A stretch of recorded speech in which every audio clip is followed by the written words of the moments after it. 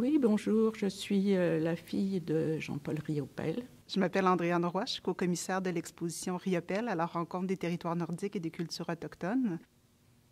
Ce livre, celui qu'on présente aujourd'hui, est le catalogue de l'exposition qui est à venir en novembre au Musée des Beaux-Arts de Montréal. Donc c'est en complément de l'exposition. J'ai entrepris la recherche sur son œuvre il y a à peu près, en 86, disons, ça fait déjà plusieurs dizaines d'années, pour pouvoir publier des livres sur son œuvre, c'est-à-dire un inventaire exhaustif de l'œuvre. Et donc, je suis toujours à la recherche des œuvres et je suis rendue à ma 6e publication.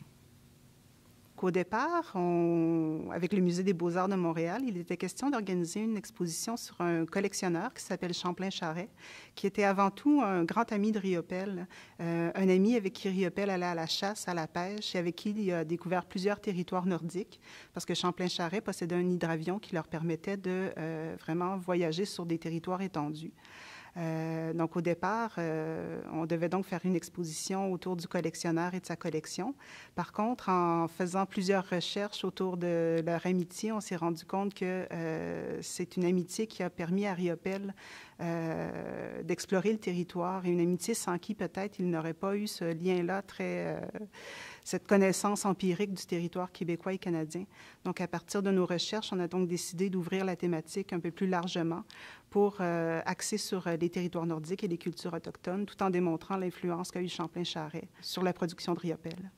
Le Musée des Beaux-Arts voulait faire une exposition Riopel autour de son amitié, surtout avec le docteur Champlain Charret, qui est un très grand ami de Jean-Paul et qui l'a suivi pendant de nombreuses années et surtout aller à la chasse, à la pêche dans le nord du Québec. Donc déjà, le projet initial était celui-ci.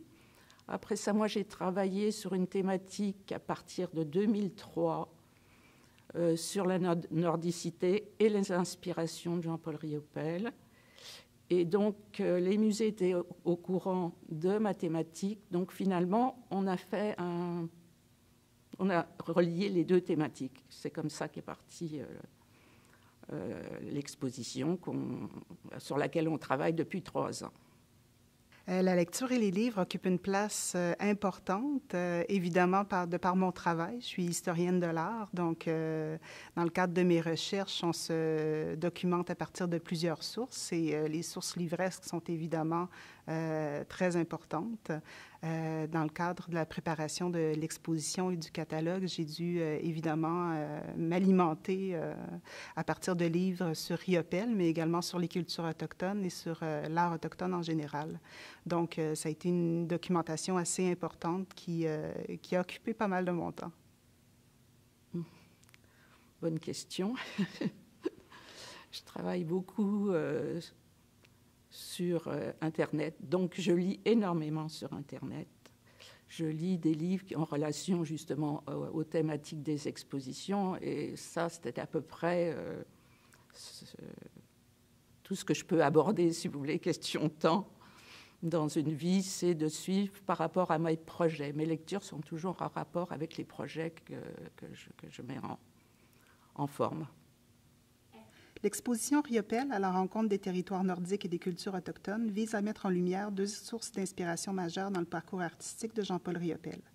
La nordicité et l'autochtonie, alimentée par sa connaissance empirique du territoire québécois et canadien, se transpose de manière particulièrement prégnante dans sa production des années 70, alors qu'il passe de plus en plus de temps au pays, notamment pour y pratiquer la chasse et la pêche. Ainsi, ces 2 pans se révèlent alors être quasi indissociables dans l'œuvre de Riopel, liés par la notion de territoire. L'espace est physique, le territoire est l'espace humanisé.